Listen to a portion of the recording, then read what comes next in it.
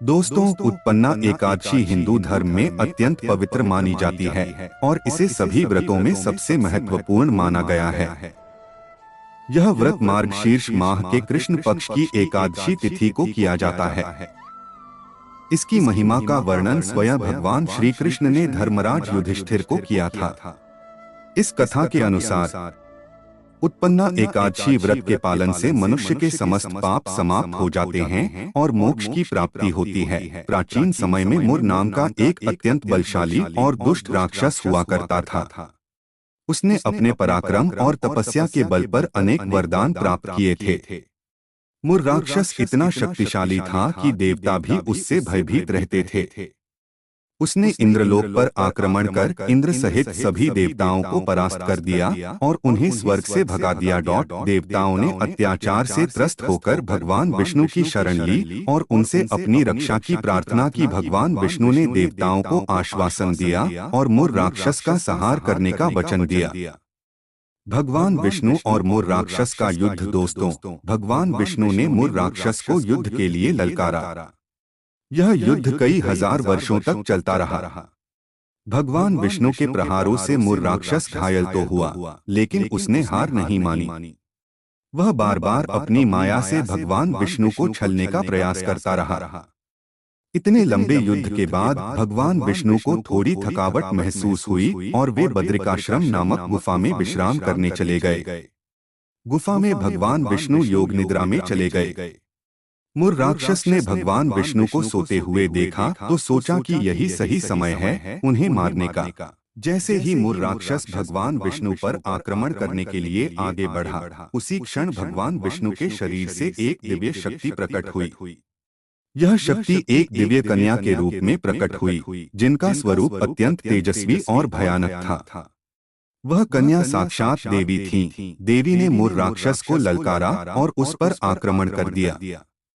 देवी की शक्ति के सामने मुर राक्षस टिक नहीं पाया और तुरंत मृत्यु को प्राप्त हो गया। उत्पन्ना एकादशी का महत्व। दोस्तों, जब भगवान विष्णु योग निद्रा से जागे तो उन्होंने उस दिव्य कन्या को देखकर प्रसन्नता व्यक्त की और पूछा, हे देवी, आप कौन हैं और आपने इस राक्षस का वध कैसे किया? देवी ने उत्तर दिया, हे प्रभु, मैं आपकी शक्ति हूँ, आप ही के शरीर से उत्पन्न हुई हूँ। मेरा नाम एकादशी है और मैं पापों का नाश करने वाली हूँ। भगवान विष्णु ने देवी से कहा, हे एकादशी, आज से तुम मेरे भक्तों के लिए पूजनीय हो। जो भी तुम्हारा व्रत करेगा वह समस्त पापों से मुक्त होगा और मोक्ष को प्राप्त करेगा।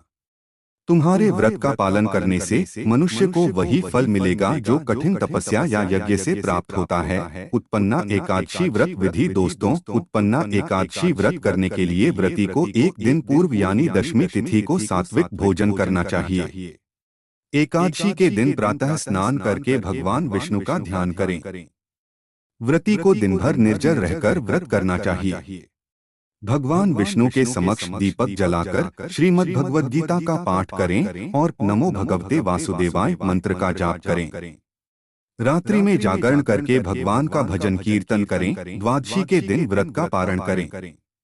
ब्राह्मणों को भोजन कराकर और दान देकर व्रत को पूर्ण करें। उत्पन्ना एकादशी व्रत का फल। शास्त्रों में कहा गया है कि उत्पन्ना एकादशी व्रत से सभी प्रकार के पाप नष्ट हो जाते हैं। यह व्रत मनुष्य को जन्म मरण के बंधन से मुक्त कर मोक्ष प्रदान करता है। इसे करने से भगवान विष्णु की कृपा प्राप्त होती है और भक्त के जीवन में सुख समृद्धि आती है। युधिष्ठिर ने भगवान श्री कृष्ण से पूछा, हे माधव, जो व्यक्ति इस व्रत को नहीं करता उसे क्या फल मिलता है? भगवान श्री कृष्ण ने उत्तर दिया, हे धर्मराज, जो व्यक्ति उत्पन्ना एकादशी का व्रत नहीं करता वह पापों के दलदल में फंसा रहता है। ऐसा व्यक्ति सांसारिक दुखों से मुक्त नहीं हो पाता। इसलिए उत्पन्ना एकादशी का व्रत सभी के लिए अनिवार्य है। उत्पन्ना एकादशी की महिमा। उत्पन्ना एकादशी का व्रत न केवल पापों को नष्ट करता है बल्कि इसे करने से व्यक्ति को सभी देवताओं की कृपा प्राप्त होती है। यह व्रत मन को शुद्ध करता है और व्यक्ति के आध्यात्मिक विकास में सहायक होता है। इस प्रकार उत्पन्ना एकादशी का व्रत भगवान विष्णु को प्रसन्न करने और मोक्ष प्राप्त करने का एक अचूक साधन है। जो भी भक्त इस व्रत को सच्चे मन और श्रद्धा से करता है वह सभी प्रकार के सुखों को प्राप्त करता है और भगवान के परमधाम को प्राप्त करता है। यह कथा उत्पन्ना एकादशी के महत्व और इसकी महिमा को उजागर करती है।